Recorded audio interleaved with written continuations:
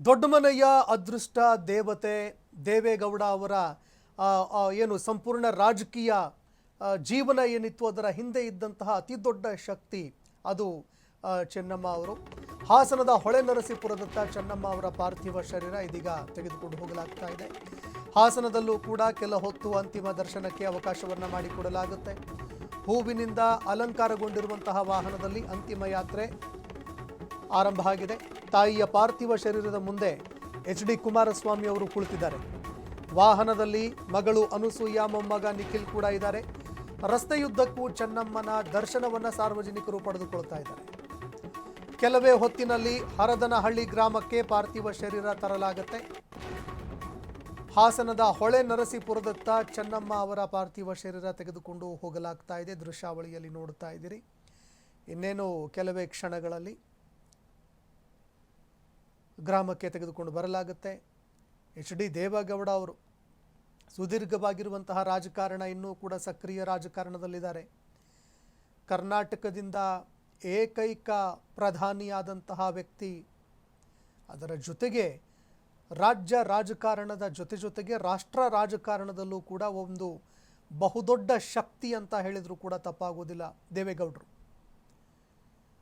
ಆದರೆ ನಾವು ದೇವೇಗೌಡ ಅವರ ಈ ಒಂದು ರಾಜಕೀಯ ಶಕ್ತಿ, ಪ್ರಭಾವ, ಅವರ ಜೀವನ ಇದೆಲ್ಲವನ್ನೂ ಕೂಡ ನೋಡ್ತೀವಿ. ಆದರೆ ಇದೆಲ್ಲವೂ ಕೂಡ ನಾವು ಏನವರನ್ನ ನೋಡ್ತಾ ಇದ್ದೀವಿ, ಅದರ ಹಿಂದೆ ಇರುವಂತಹ ಒಂದು ಶಕ್ತಿ ಅದು ಚೆನ್ನಮ್ಮ ಅವರು. ಮಣ್ಣಿನ ಮಗ ಅಂತ ನಾವು ಎಚ್.ಡಿ. ದೇವೇಗೌಡ ಅವರನ್ನ ಕರಿತೀವಿ. ಜೊತೆಗೆ ಪ್ರಧಾನಮಂತ್ರಿಯಾಗುವವರೆಗೂ ಕೂಡ ಬಹುದೊಡ್ಡ ರಾಜಕಾರಣಿಯಾಗಿ ಹೊರಹೊಮ್ಮಿದ್ರು. ಆದರೆ ಅವರ ಈ ಸಂಪೂರ್ಣ ರಾಜಕೀಯ ಜೀವನ, ಅವರ ವೈಯಕ್ತಿಕ ಜೀವನ ಪ್ರತಿಯೊಂದರಲ್ಲೂ ಕೂಡ ಬಹುದೊಡ್ಡ ಶಕ್ತಿಯಾಗಿ ನಿಂತಿದ್ದು ಚೆನ್ನಮ್ಮ ಅವರು ಅಂತ ಹೇಳಿದ್ರು ಕೂಡ ತಪ್ಪಾಗೋದಿಲ್ಲ.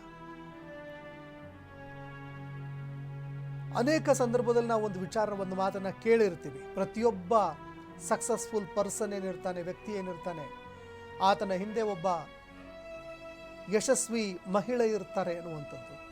ಅವರ ಯಶಸ್ಸಿಗೆ ತಮ್ಮ ಸಂಪೂರ್ಣ ಜೀವನವನ್ನು ಅವರು ತೆರೆಮರೆಯಲ್ಲಿ ಇದ್ದು ಧಾರೆ ಎರಿತಾರೆ. ಆ ಕೆಲಸವನ್ನು ಮಾಡಿದ್ದು ಚೆನ್ನಮ್ಮ ಅವರು. ಆ ಇಡೀ ಕುಟುಂಬವನ್ನು ನಿಭಾಯಿಸಿಕೊಂಡು ಮಕ್ಕಳು, ಮೊಮ್ಮಕ್ಕಳು ಇದೆಲ್ಲವನ್ನ ನೋಡಿಕೊಂಡು ಇದರ ಜೊತೆಗೆ ಅವರ ರಾಜಕೀಯ ಜೀವನಕ್ಕೆ ಯಾವುದೇ ರೀತಿಯಲ್ಲೂ ಕೂಡ ಸಮಸ್ಯೆಗಳು ಬರದಂತೆ ಎಲ್ಲವನ್ನೂ ಯಶಸ್ವಿಯಾಗಿ ನಿಭಾಯಿಸಿಕೊಂಡು ಹೋದಂತಹ ಒಬ್ಬ ಬಹುದೊಡ್ಡ ಶಕ್ತಿಶಾಲಿ ಮಹಿಳೆ ಅಂತ ಹೇಳಿದ್ರು ಕೂಡ ತಪ್ಪಾಗಲಿಕ್ಕಿಲ್ಲ. ದೇವೇಗೌಡ ಅವರ ಹಿಂದೆ ಇದ್ದಂತಹ ಮಹಾಶಕ್ತಿ ಅಂತ ಹೇಳಿದ್ರು ತಪ್ಪಾಗಲ್ಲ. ಇನ್ನು ಅನೇಕರು ಅವರನ್ನ ಸ್ಮರಿಸ್ತಾ ಇದ್ದಂತಹ ಸಂದರ್ಭದಲ್ಲಿ ಹೇಳ್ತಾ ಇದ್ರು. ಅನೇಕ ರಾಜಕಾರಣಿಗಳು, ಅದು ಸಿದ್ದರಾಮಯ್ಯ ಆಗಿರಬಹುದು ಅಥವಾ ಯಡಿಯೂರಪ್ಪ ಆಗಿರಬಹುದು, ಎಲ್ಲರೂ ಕೂಡ ಹೇಳ್ತಾ ಇದ್ರು, ಮಾತಾಡ್ತಾ ಇದ್ರು, ಅವ್ರನ್ನ ಸ್ಮರಿಸ್ತಾ ಇದ್ರು. ಮನೆಗೆ ಹೋದಂತಹ ಸಂದರ್ಭದಲ್ಲಿ ಅವರು ನಡೆದುಕೊಳ್ತಾ ಇದ್ದಂತಹ ರೀತಿ, ಅವರು ಅವ್ರನ್ನ ಕಾಣ್ತಾ ಇದ್ದಂತಹ ರೀತಿ, ಗೌರವಿಸ್ತಾ ಇದ್ದಂತಹ ರೀತಿ ಇದೆಲ್ಲವೂ ಕೂಡ ಅವಿಸ್ಮರಣೀಯ. ಅದಕ್ಕೆ ದೇವೇಗೌಡರು ಇಷ್ಟು ದೊಡ್ಡ ರಾಜಕಾರಣಿಯಾಗಿ ಬೆಳೆಯೋದಕ್ಕೆ ಸಾಧ್ಯ ಆಯಿತು. ಯಾಕಂದರೆ ಕೇವಲ ದೇವೇಗೌಡ ಅವರಿಗೆ ರಾಜಕೀಯ ಶಕ್ತಿಯಾಗಿ ಮಾತ್ರ ನಿಲ್ಲದೆ ತಮ್ಮ ಮಗ, ಮೊಮ್ಮಕ್ಕಳ ರಾಜಕೀಯ ಜೀವನಕ್ಕೂ ಕೂಡ ಅವರು ತೆರೆಮರೆಯಲ್ಲಿ ಒಂದು ಶಕ್ತಿಯಾಗಿ ನಿಂತಿದ್ರು.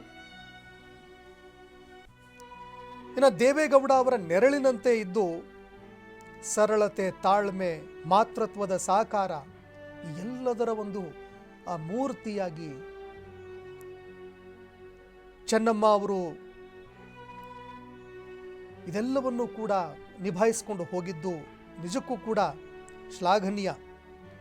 ಈ ರಾಜಕೀಯದ ಯಾವುದೇ ರೀತಿಯಾದಂತಹ ಒಂದು ಹಮ್ಮು ಬಿಮ್ಮು, ನನ್ನ ಗಂಡ ಒಬ್ಬ ಮಾಜಿ ಪ್ರಧಾನಿ, ದೇಶದ ಪ್ರಧಾನಿ ಗದ್ದುಗೆಗೆ ಏರಿದಂತಹ ಒಬ್ಬ ವ್ಯಕ್ತಿ, ಇದು ಯಾವುದೂ ಕೂಡ ಹಮ್ಮು ಬಿಮ್ಮು ಎಲ್ಲೂ ಕಂಡು ಬರಲಿಲ್ಲ. ಅಥವಾ ಸಾರ್ವಜನಿಕವಾಗಿಯೂ ಕೂಡ ಅವರು ಎಲ್ಲೂ ಕಾಣ್ತಾನೆ ಇರಲಿಲ್ಲ.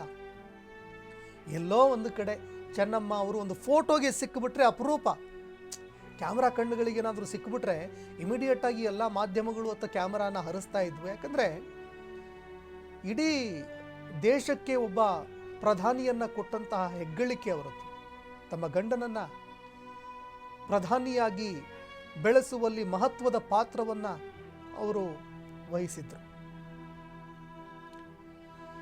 ಇನ್ನು ಹಾಸನದ ಒಂದು ಸಣ್ಣ ಹಳ್ಳಿಯಿಂದ ದೆಹಲಿಯವರೆಗೆ, ಪ್ರಧಾನಿ ಗದ್ದುಗೆವರೆಗೆ ಎಚ್ ಡಿ ದೇವೇಗೌಡ ಅವರ ಐತಿಹಾಸಿಕ ರಾಜಕೀಯ ಯಾನ ಇದೇನಿತ್ತು, ಇದರ ಹಿಂದೆ ಒಂದು ಅತಿ ದೊಡ್ಡ ಶಕ್ತಿಯಾಗಿ ಅವರು ನಿಂತಿದ್ರು. 1954ರಲ್ಲಿ ದೇವೇಗೌಡ ಅವರ ಕೈ ಹಿಡಿತಾರವರು. ಬರೋಬ್ಬರಿ 70 ವರ್ಷಗಳವರೆಗೆ ಸುಖ ದುಃಖಗಳಲ್ಲಿ ಜೊತೆಯಾಗಿ ನಿಂತರು. ದೇವೇಗೌಡರ ಹೋರಾಟ, ಅವರ ರಾಜಕೀಯ ಸಂಘರ್ಷ, ಏಳು ಬೀಳುಗಳು, ಸಭೆಗಳು, ಸಂಘಟನೆಗಳು, ರಾಜಕೀಯ, ಇದೆಲ್ಲವನ್ನೂ ಕೂಡ ತುಂಬ ಜವಾಬ್ದಾರಿಯುತವಾಗಿ ನಿಭಾಯಿಸಿಕೊಂಡು ಬಂದಂಥವರು. ಎಷ್ಟು ಆ ಜವಾಬ್ದಾರಿ ದೇವೇಗೌಡ ಅವರ ಮೇಲಿತ್ತು. ದೇವೇಗೌಡ ಅವರನ್ನು ನಿಭಾಯಿಸುವಂತಹ ಒಂದು ಬಹುದೊಡ್ಡದಾಗಿರುವಂತಹ ಜವಾಬ್ದಾರಿ ಅವರ ಮೇಲೂ ಕೂಡ ಇತ್ತು. ಇನ್ನು ಚೆನ್ನಮ್ಮ ಅವರ ಅಂತ್ಯಕ್ರಿಯೆ ಜಾಗಕ್ಕೆ ಪುರೋಹಿತರು ಆಗಮಿಸ್ತಾ ಇದ್ದಾರೆ. ಎಚ್ ಡಿ ರೇವಣ್ಣ ಅವರ ಜೊತೆ ಮೇಲುಕೋಟೆ ಪುರೋಹಿತರು ಚರ್ಚೆ ಮಾಡ್ತಾ ಇದ್ದಾರೆ ಅನ್ನೋ ಮಾತುಗಳು ಕೇಳಿಬರ್ತಾ ಇದೆ. ಈಗ ಕಣ್ಣನ್ ಸ್ವಾಮಿ ನೇತೃತ್ವದಲ್ಲಿ ಅಂತ್ಯಕ್ರಿಯೆ ನೆರವೇರಲಿದೆ. ಸರ್ಕಾರಿ ಗೌರವಗಳೊಂದಿಗೆ ನಾಳೆ ಅಂತ್ಯಕ್ರಿಯೆ ನಡೆಯಲಿದೆ. ಕಣ್ಣನ್ ಸ್ವಾಮಿಗೆ ಮಹೇಶ್ ಶರ್ಮಾ, ನರಸಿಂಹಸ್ವಾಮಿ ಸಾಥ್ ಕೊಡಲಿದ್ದಾರೆ. ಮೇಲುಕೋಟೆ ಪುರೋಹಿತ ಕಣ್ಣನ್ ಶರ್ಮಾ ಅವರ ಸಮಿತಿ ಈಗ ಅಂತ್ಯಕ್ರಿಯೆಯನ್ನು ನೆರವೇರಿಸಿಕೊಡುತ್ತೆ. ಎಚ್ ಡಿ ರೇವಣ್ಣ ಅವರ ಜೊತೆ ಪುರೋಹಿತರು ಮಾತುಕತೆ ಕೂಡ ನಡೆಸ್ತಾ ಇದ್ದಾರೆ ವಿಚಾರಕ್ಕೆ ಸಂಬಂಧಪಟ್ಟಂತೆ.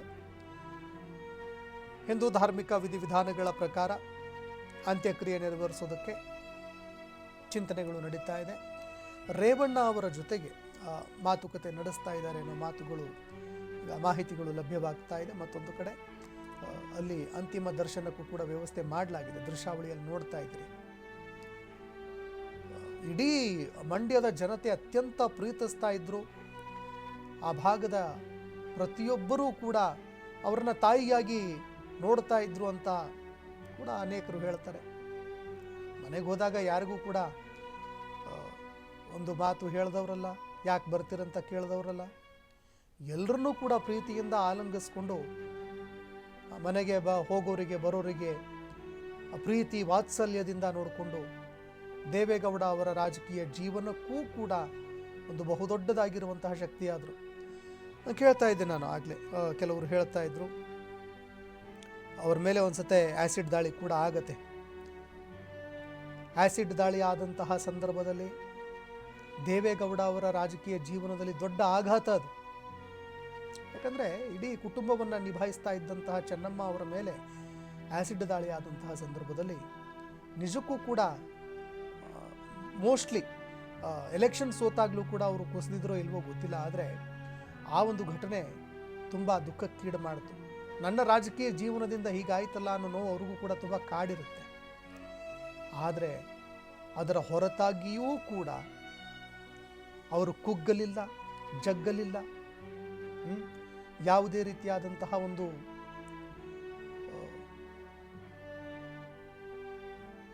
ಹಿನ್ನಡೆಗೂ ಕೂಡ ಅವರು ಒಳಗಾಗಲಿಲ್ಲ.